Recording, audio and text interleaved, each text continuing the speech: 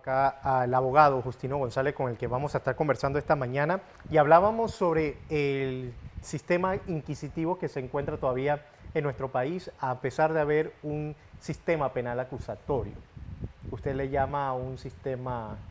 Sí. Le comentaba Usted tiene un nombre. Le comentaba que en un Estado de Derecho el perito forense debe ser objetivo, imparcial y además debe aportar en el desahogo probatorio elementos concretos sobre la acusación que es objeto del debate, que es el blanqueo de capitales.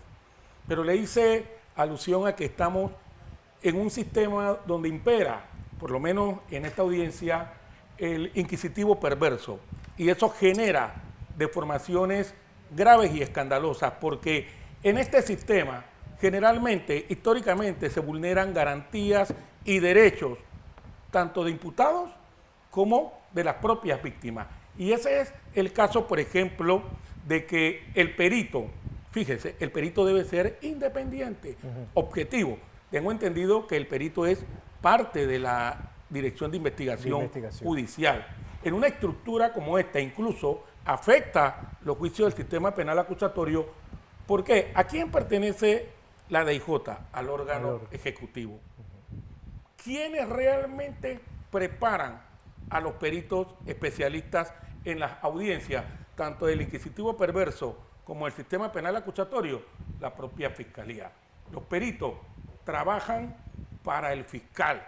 Generalmente están sesgados y en este caso, en lo poco que he observado, el perito debe definir en su interrogatorio y contrainterrogatorio elementos de convicción que permitan acreditar el delito de blanqueo de capitales. El solo hecho que en un sistema como el nuestro, periodista, la DIJ pertenezca al órgano ejecutivo y que responda a los intereses procesales de la Fiscalía, desestima y le resta credibilidad y objetividad al perito. Absolutamente. Es decir, que él también, dentro de sus funciones, debió pedir los estados financieros de cada una de las compañías y bancos allí mencionados. Lo que pasa es que usted no puede hacer un peritaje de forma sesgada solo recabando información que le da la Fiscalía. Usted debe iniciar un peritaje forense objetivo con todos los elementos que existan. El alcance del perito forense es eso, abarcar paso por paso y determinar su propia conclusión del caso, pero para eso debe contar con todos los elementos. Usted no puede hacer un peritaje con una sola parte. Con una sola parte. Y además de eso no puede hacer un peritaje deficiente. Lo que ocurre en un sistema como el inquisitivo perverso, y lo remarco porque ese es el problema que tenemos los abogados que litigamos en esta esfera, es que no hay objetividad. Por ejemplo, ¿en qué no hay objetividad? En que el perito no responde a la objetividad, no responde, el perito debe ser de todas las partes, pero usted ve, el perito está empecinado en responder lo que le favorece al Ministerio Público. Así de sencillo. Igual hablo de los peritos del Instituto de Medicina Legal. ¿Quién es el presidente de los peritos del Instituto de Medicina Legal, periodista? El procurador. Usted ve en las audiencias del inquisitivo perverso y el sistema penal acusatorio a los peritos forenses, psicólogos, psiquiatras, con un suéter que dice Ministerio Público, y cuando contestan, miran al fiscal. Entonces no hay objetividad.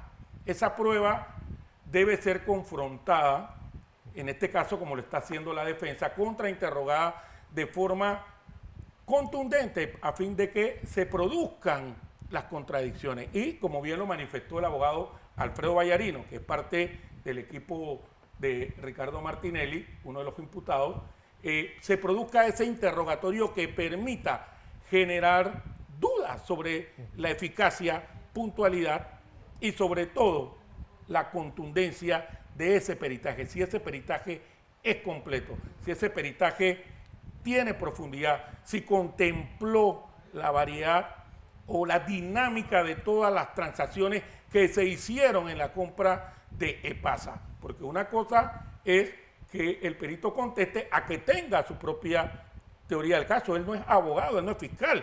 Él no puede tener su teoría del caso. Él puede tener conclusiones, pero lo que él no puede es sentarse bajo la prerrogativa de que hubo blanqueo de capitales, de que hubo uso de fondos públicos, porque deja de ser perito y se convierte en parte de la fiscalía.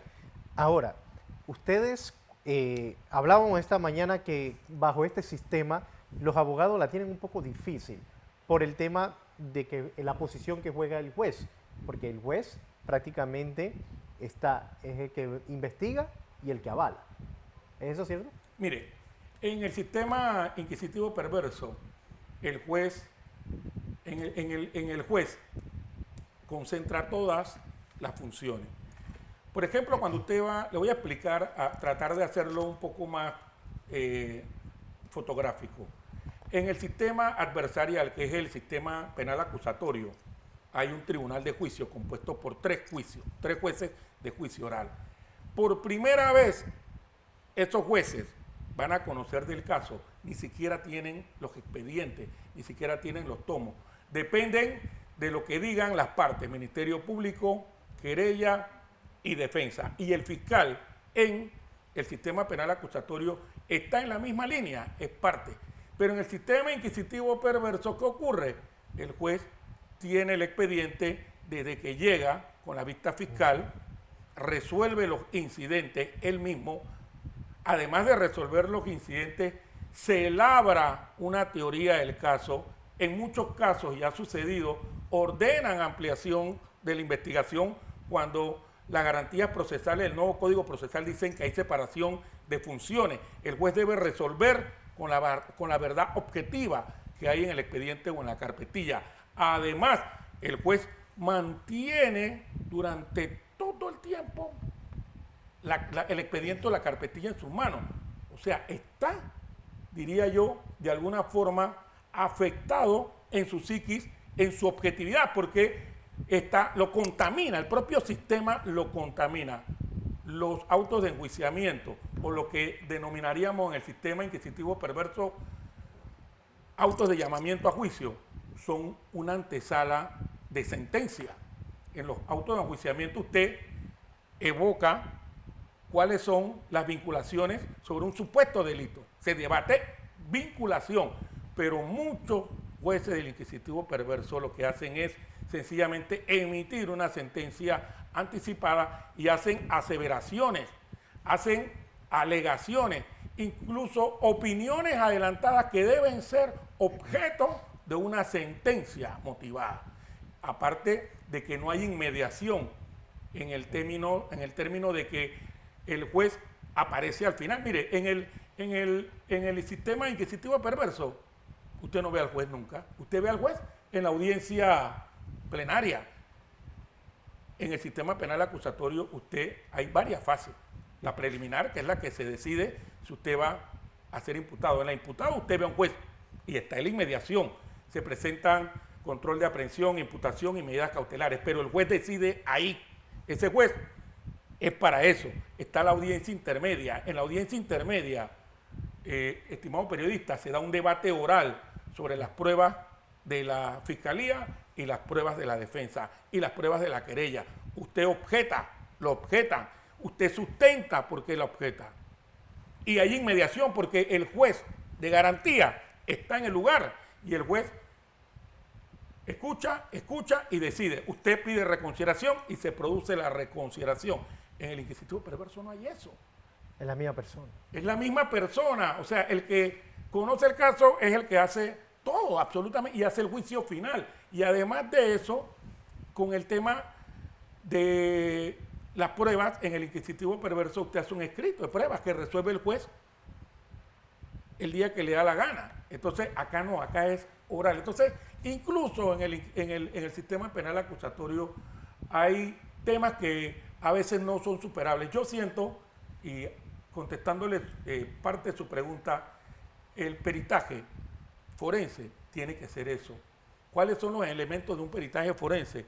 Contar con todos los elementos de convicción. Por ejemplo, en el caso del blanqueo de capitales, transferencia. No omitir opinión. He escuchado al perito omitiendo señalando opiniones. El perito tiene que sustentar, tiene que ser tangible. Mire, hay operaciones financieras que son legítimas, pero que para determinado contable, para determinado fiscal, son operaciones sospechosas. Entonces, si usted dice que son operaciones sospechosas, si usted dice que son operaciones ilegítimas, usted tiene que demostrar y acreditar en ese informe forense que son sospechosas y son ilícitas y que provienen de fondos públicos y que se cometió el delito que usted está diciendo. Lo que no puede hacer es especular, es opinar, es generar una especie de cliché o que usted vincule hechos y situaciones a conductas delictivas. Y esas pruebas, la del peritaje, tienen que ser analizadas con el resto de las pruebas que están evacuándose en este juicio oral. No pueden ser decisiones solo porque el perito le dio la gana de decir que sí hay blanqueo. No, tiene que demostrarlo. Y la juez, que en este caso hemos demostrado qué es lo que es una juez del inquisitivo perverso, debe, en este ejercicio, porque así lo permite la ley, tratar de descontaminarse, de ser objetiva, de valorar el interrogatorio y el contrainterrogatorio. En el interrogatorio usted acredita, pero en el contrainterrogatorio usted desacredita. ¿A qué me refiero exactamente? A que debe valorar las contradicciones del testigo. Y toda contradicción, todo elemento que no sea coherente o que contradiga su propio dicho debe ser utilizado en favor del reo. Ese es el principio básico del derecho penal. Es como si se estuviese haciendo una auditoría. Un auditor tiene la base que se le dan, pero tiene que tener una contraparte también para él poder rendir un informe, como hemos denominado aquí, objetivo. Y este señor, al parecer, solamente utilizó un informe.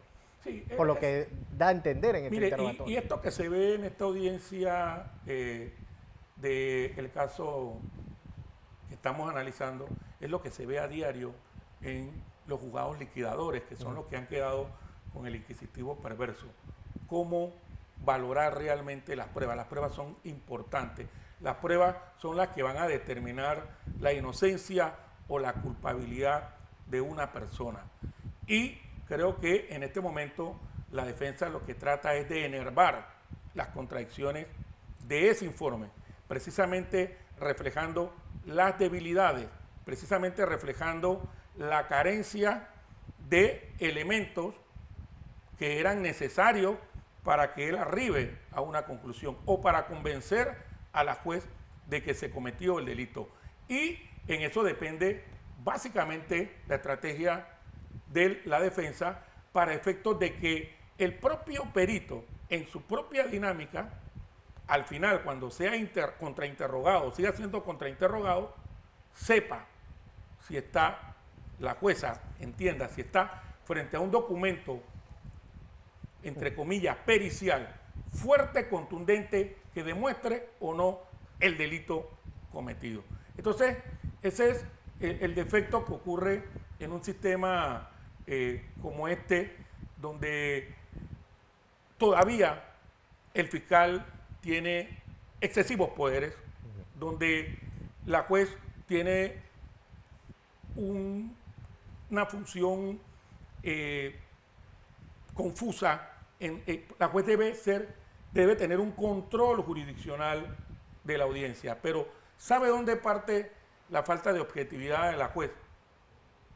En este y en todos los casos de sus autos de llamamiento. Cuando usted va a la audiencia intermedia, que es la analogía en el sistema penal acusatorio del sistema inquisitivo perverso, se da un debate ante el juez. Además de que se da un debate ante el juez, la juez motiva por qué admite o no admite la prueba, pero no emite criterio. La juez dice, admitimos la prueba testimonial de fulano de tal porque consideramos que tiene relación con el delito investigado, pero no emite un criterio o un concepto sobre la veracidad o no veracidad de esos hechos. Es más, la juez de garantía, que es otra de la imputación, no es la misma, dice que sea el tribunal de juicio quien valore la prueba, no yo. Que sea el tribunal de juicio que valore la prueba. Yo solamente la incorporo para que sea debatida en el plenario. Pero aquí la juez incorpora las pruebas, las analiza y también las evalúa en la parte plenaria. Perverso. Entonces, al final usted ve que se produce que la igualdad de las partes, que es un principio del sistema procesal penal, no se produce con una dinámica realmente a favor de la defensa. Y les digo otra cosa, los principios del sistema penal acusatorio rigen para el principio del inquisitivo perverso. Rige, aunque estamos frente a otras normas del Código Judicial, el mismo principio que rige el SPA se rige en el inquisitivo. Listo. Abogado, tengo que hacer una pausa. Al regresar vamos a seguir hablando sobre este tema, haciendo el análisis de lo que debe ser un perito en este tipo de audiencia o caso que estamos viendo. Esto es New Business, la verdad.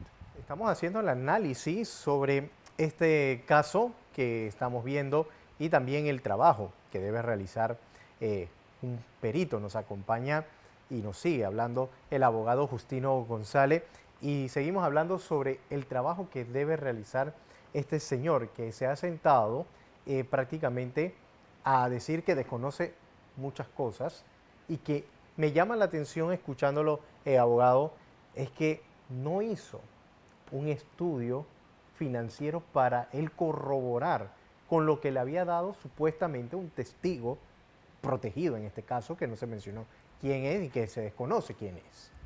Bueno, precisamente en esta dinámica del contrainterrogatorio, donde salen estas contradicciones que usted ha señalado, es lo que permitirá que la defensa pueda acreditar ante la juez lo equivocado de las conclusiones del perito.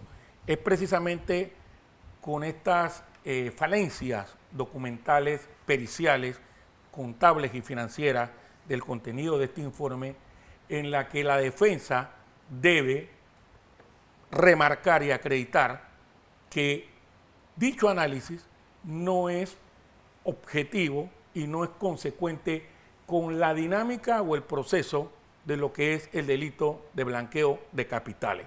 Porque el debate aquí es, ¿fueron operaciones financieras legítimas o fueron operaciones de blanqueo de capitales?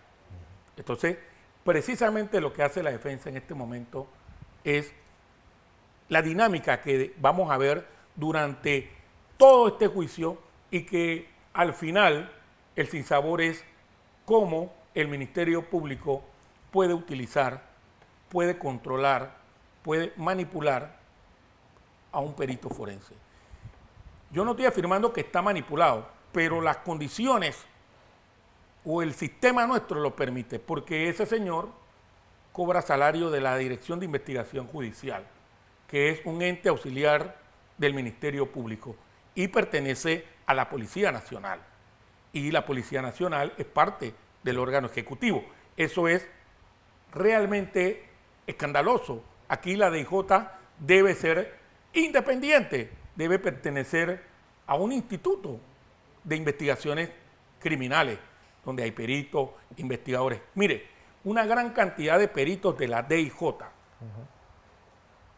están asignados a los despachos de los fiscales, porque son los que hacen las investigaciones de campo, son los que hacen la recolección de evidencia, son los que ubican a testigos y a personas relacionadas con el delito. Entonces, ¿cómo una persona que trabaja en el despacho del fiscal puede comparecer como testigo? Eso siempre lo he cuestionado, objetivo e independiente y sin presiones ante un juez del inquisitivo perverso o ante un tribunal de juicio del sistema penal acusatorio.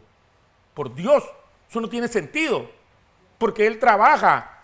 Quien le da las instrucciones en la etapa preliminar o en la etapa de investigación de los 6 meses es precisamente el fiscal.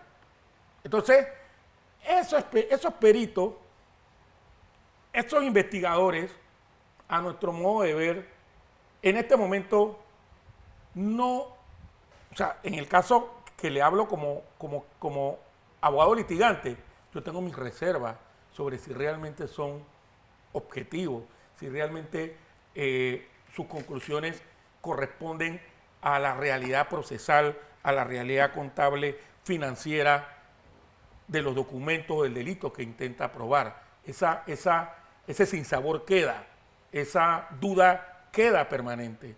Y yo no sé si el perito es idóneo o no es idóneo, si su capacidad profesional abarca auditorías forenses bancarias a otros niveles. No lo conozco realmente, pero el perito es importante. Mire, esta es una de las piezas de la evacuación de la prueba fundamentales para que haya una decisión jurisdiccional. Entonces, ¿qué le quiero decir con esto? Que nosotros debemos ir caminando a que estos juicios del inquisitivo perverso terminen de una vez por todas, donde el juez aprende el conocimiento desde que llega a su juzgado, hace la audiencia preliminar y hace la audiencia plenaria, resuelve las nulidades. Fíjese, en el sistema penal acusatorio, las nulidades se resuelven en la audiencia intermedia, con un juez de garantía que no es el mismo que imputó. En el juicio plenario o con el tribunal de juicio oral no hay debate de nulidad. Entonces no hay una contaminación, no hay una, o sea, no hay una afectación de la psiquis del juez. Además, le voy a decir algo, antes, y cuidado que hay algunos por ahí, jueces, que cuando van a resolver, lo que hacen es buscar una verdad absoluta. La verdad absoluta no existe. Lo que existe es la verdad material, la que está en el expediente, la que está en la carpetilla, y sobre esa verdad es que el juez natural de ese proceso debe decidir. Amén de que no hay ninguna otra forma en que el sistema, diríamos, pueda depurarse en esta dinámica, porque también hay ingredientes de tipo político que no se pueden desconocer frente a la figura de uno de los imputados, que es Ricardo Martinelli. Pero ¿se puede utilizar un perito contable privado que no sea del Estado para estos tipos de casos? Bueno, la Fiscalía generalmente opta por un perito de parte de la DIJ o de sus organismos auxiliares. Pero ese peritaje, a nuestro juicio, debe de alguna u otra forma completar toda la información documental financiera de las partes. O sea, debe ser completo, debe tener todo, absolutamente todo, para llegar a una conclusión. Si usted me pregunta a mí si la defensa tenía la eficacia o no, o la posibilidad de tener al igual un perito privado o un técnico experto o un testigo experto, claro que sí lo tiene. Pero ¿de qué depende eso? De la decisión jurisdiccional de la juez al momento de admitir o no admitir las pruebas. Y yo siempre señalo que en un país como este hay dos sistemas de justicia, el inquisitivo y el penal acusatorio. En el inquisitivo, generalmente, quizás, porque no conozco las interioridades que se produjeron en la etapa de prueba, la defensa pudo haber planteado un testigo experto o un peritaje privado, pero que no fue admitido por la juez. Generalmente lo que hacen los abogados en otro tipo de procesos que tienen que ver es que usted lleva un testigo experto en el tema en el que está hablando el peritaje, el perito. Y además de eso, ¿qué tan garante es la decisión de la juez en la admisión o no admisión de las pruebas? ¿Hay garantía de objetividad? ¿Hay imparcialidad? En ese momento donde la juez debe definir qué pruebas se van a evacuar o no se van a evacuar, hay la mentalidad de juez natural de debatir el proceso completo o la juez está contaminada con una teoría del caso. Esa es la gran interrogante en la aplicación de dos sistemas. Aquí a una gran cantidad de panameños están bajo el sistema inquisitivo y la otra bajo Quedan el todavía sistema. muchos casos, ¿no? Con el Sí, sistema penal pero inquisitivo. ahí ya entiendo que hay un acuerdo de que a partir de determinada fecha para hacia adelante, todos van a entrar al sistema penal acusatorio para efecto de poder liquidar los casos. Entonces, claro que la defensa puede esgrimir cualquier tipo de prueba, siempre y cuando sea lícita. Lo que no me parece a mí es que el perito haga conclusiones que realmente debe hacer la juez, porque para mí sería un perito, para hacerle fotográficamente la expresión, un perito comprometido con una de las partes. Entonces aquí todos los peritos, hasta en el penal acusatorio, me atrevo a decirlo, responden al Ministerio Público. Te va a una audiencia, lo dije hace un rato, Sí. y el perito ve al fiscal. Y todo es lo que diga el fiscal. Entonces, todo eso, Kremlin, todas esas deficiencias que incluso las hay, mucho oído periodista, en el sistema penal acusatorio, deben de ser eliminadas. Pero ¿qué ocurre? Yo les voy a poner un ejemplo. ¿Qué ocurre con los jueces del inquisitivo perverso cuando cesan funciones? Muchos de ellos son enviados a ser jueces de garantía. Por Dios, un juicio, un juez del inquisitivo perverso con un sistema distinto, violador de derechos y garantías fundamentales, porque así se produce en la dinámica de estos juicios inquisitivos perversos, lo pone cuando sale de funciones como juez de garantía. Por Dios. Bien. Justino González, abogado, gracias por estar con nosotros. Quedamos pendientes en el tema de los testigos protegidos para hablar en la próxima, porque este es un programa que se va a estar transmitiendo todos los días a las 12:30. Y gracias por la aclaración, porque es importante conocer también los puntos de vista de experiencia, más que en este caso que analizamos el día de hoy, que ha sido el trabajo que ha realizado el perito, independientemente del caso, dejando claro a la audiencia, que es lo que buscamos, tenga conocimiento de la verdad sobre este caso. Y sobre todo, periodista, la garantía de la igualdad de armas en la evacuación de las pruebas, el derecho al contradictorio. El derecho al contradictorio es fundamental. Usted no puede dejar en la indigencia procesal o en la indigencia de defensa, valga la pena, al equipo defensor. O sea, tiene que haber un equilibrio. Mire, para mí, ni siquiera, y esto se lo digo como un adelanto, la juez de la causa tenía que señalar que iba a valorar a posteriori la comparecencia o no de los testigos protegidos. Hay derecho al contradictorio. Eso lo vamos a estar ampliando en su momento con más detenimiento, ¿no? Sí, gracias, abogado, por estar con nosotros, y vamos a dejarlo con un resumen de lo que ha dicho el perito Eliseo Ábrego, quien ha confirmado no haber realizado los estudios de los estados financieros en este caso. Usted nos acaba de decir que usted no verificó los estados auditados, ni los estados de situación, ni los registros contables de esa empresa Transcaribe Trading, ¿es correcto? Es correcto. Esta información del 60-40% indica usted que se lo dio un colaborador protegido del despacho, fue quien brindó esta información, ¿es eso correcto? Sí, es correcto. Sí. O sea, un testigo protegido, ¿es correcto? Colaborador, dice aquí. Sí. Y le pregunto, usted nos indicó hace un rato, y necesito que me precise si es en estas compañías igual, ¿usted alguna vez vio un libro de acciones de la Corporación de Inversiones Multimedios S.A. que mostrara que Ricardo Martinelli Berrocal era dueño del 60%, sí o no? No, señor. ¿Usted alguna vez vio un solo certificado de acciones que indicara que Ricardo Martinelli era dueño del 60% de la Corporación de Inversiones Multimedios, sí o no? No, señor. ¿Usted alguna vez vio un acta de emisión de acciones de Corporación de Inversiones Multimedios S.A. que indicara que Ricardo Martinelli era el dueño de ese 60%, ¿sí o no?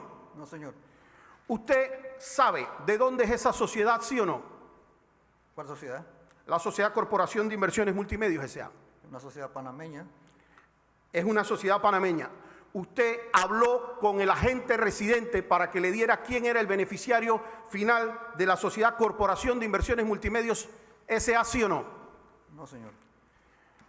¿Usted verificó los libros contables de la empresa Corporación de Inversiones Multimedios S.A. para verificar si habían pagos de dividendos al señor Ricardo Martinelli, sí o no?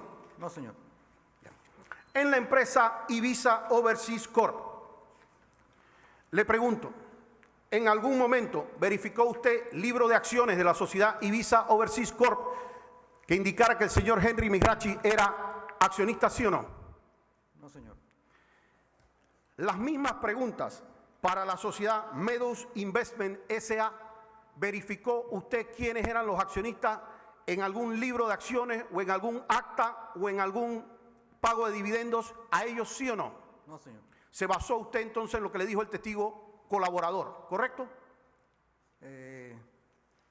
Respecto a esta información, el agente residente de la sociedad PASA informó al despacho que esta era la distribución que se había dado en cuanto a la transacción que se había realizado con la compra de las acciones de PASA. Diga el testigo si para realizar este informe acudió a las oficinas de Condote Panamá S.A., sí o no. No, señor. Diga el testigo si para realizar este informe acudió a las oficinas de Global Office Corp., sí o no. No, señor. Le pregunto específicamente si tiene conocimiento que los peritos pueden solicitar aclaraciones de las partes, requerir informes, visitar lugares, examinar muebles e inmuebles, etcétera, que considere conveniente para la elaboración de su informe, ¿sí o no? La resolución que emite el despacho ¿Sí o no, señor Ábrego? no fue objeto de nuestra investigación. No es objeto de nuestra investigación, lo que usted solicita. Licenciado Palma, repítale la pregunta. Sí. Si él tiene claro cuáles son esas facultades legales del perito, específicamente el 973 o de acuerdo a la ley, que señala que el perito puede solicitar aclaraciones de las partes, requerir informes, visitar lugares, examinar muebles o inmuebles que él considere conveniente para elaborar su informe y para el mejor desempeño de sus funciones. ¿Sí o no? ¿Sabe? Sí lo sé, pero es importante señalar que el despacho que lleva adelante la investigación, para cualquier tipo de diligencia que ella requiera, ella emite una resolución autorizando, bien sea al despacho que se está realizando la investigación o cualquier otro ente policial que le permita a ellos recoger cualquier tipo de información. A nosotros en particular se nos autorizó para confeccionar el informe en base a las evidencias que ellos tenían en su expediente. Señor Ábrego, aparte de las evidencias que le ha sido suministrada por la Fiscalía y que dice usted forman parte del expediente, ¿hizo usted gestiones adicionales para corroborar esa información y obtener la documentación relacionada a estas sociedades? Les repito, nosotros la autorización de la resolución es lo que ellos nos solicitan. Tenemos que Licenciado basarnos- Ábrego, conteste lo que el licenciado Palma le está preguntando. ¿Hizo gestiones adicionales? No, señor. Gracias, señor Ábrego. Entendemos su posición jurídica al negarnos la prueba, pero el Tribunal Superior fue muy claro. En su informe, ¿usted tomó en consideración a la superintendencia bancaria? No, ¿Entrevistó a algún oficial de cumplimiento de las cuentas mencionadas? no. ¿A la unidad de análisis financieros? Estas son las verdades del caso New Business. No se pierda los martes y jueves a las 3 de la tarde. New Business, la verdad, con Juan Periciola, Dustin Guerra e Irene Hernández.